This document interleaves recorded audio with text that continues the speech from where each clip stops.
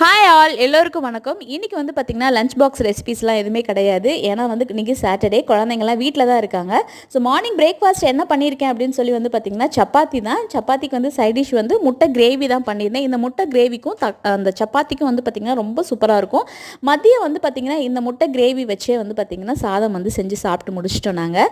So night டின்னருக்கு வந்து பார்த்திங்கன்னா சாதம் தான் நான் பண்ணியிருந்தேன். அதுக்கு இடையிலே வந்து பார்த்திங்கன்னா மாவெல்லாம் தீர்ந்துருச்சு. ஈவினிங் ஸ்பெஷலாக வந்து ஸ்நாக்ஸ் ஐட்டம்ஸ்லாம் எதுவுமே பண்ணவே இல்லை, வீட்டில் இருந்ததே சாப்பிட்டாச்சு. ஈவினிங் வந்து பார்த்திங்கன்னா கேழ்வரகு போட்டு தான் கம்பு போட்டு தான் வந்து கம்பு மாவு அரைச்சிட்டு இருந்தேன்.